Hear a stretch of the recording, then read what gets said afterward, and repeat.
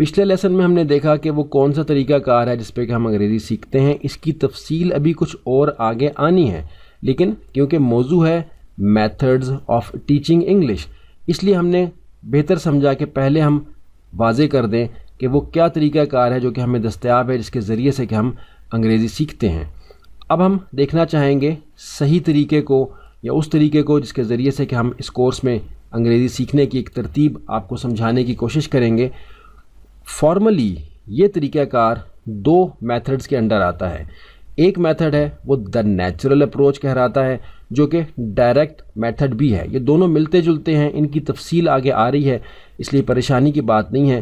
لیکن فارملی یعنی باقاعدہ طور پر اس طریقہ کار کو 2 الگ ناموں سے جانا جاتا ہے جو کہ ملتے جلتے ہیں.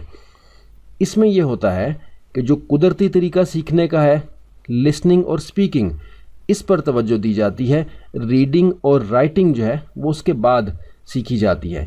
جو لسننگ اور اسپیکنگ یعنی سن کر سمجھنے کی صلاحیت اور بولنے کی صلاحیت پیدا کر لیتا ہے، اس کے لیے بہت آسانی ہو جاتی ہے اپنے لکھنے اور پڑھنے کی صلاحیت کو بہتر کرنے میں. اور جن کی مادری زبان انگریزی ہے وہ بھی پہلے سن کر سمجھنا اور بولنا سیکھتے ہیں، اس پہ عبور حاصل کرتے ہیں. اور حیرت کی بات یہ ہے، جو کہ سن کے آپ کو یقیناً حیرت ہوگی، کہ جن لوگوں کی مادری زبان انگریزی ہے ان میں بھی بہت بڑی تعداد ایسے لوگوں کی ہے جو کہ لکھنے اور پڑھنے میں بہت کمزور ہیں.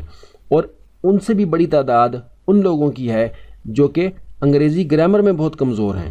یعنی انگریزی بولنا، سننا، سمجھنا ان کی روزانہ کی ضرورت ہے کیونکہ ان کی مادری زبان انگریزی ہے، لیکن وہ انگریزی گرامر کے وہ قواعد اور اصول نہیں جانتے جو کہ ہمیں باقاعدہ طور پر یاد کرائے جاتے ہیں، جن کو یاد نہ کرنے کی صورت میں ہم اپنے پیپر میں فیل ہو جاتے ہیں.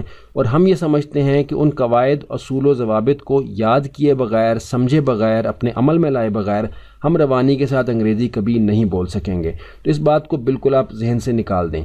جو اصل طریقہ یا بہتر طریقہ انگریزی سیکھنے کا ہے وہ دا نیچرل اپروچ کہلاتا ہے، جو ڈائریکٹ میتھڈ کی تشریح کے انڈر بھی آتا ہے. اور اس کی تفصیل انشاءاللہ آگے چل کے ہم دیکھیں گے، کیونکہ ہم نے بہت سے ٹیچنگ میتھڈز کور کرنے ہیں تاکہ اس کورس میں کسی طرح کی کمی نہ رہ جائے.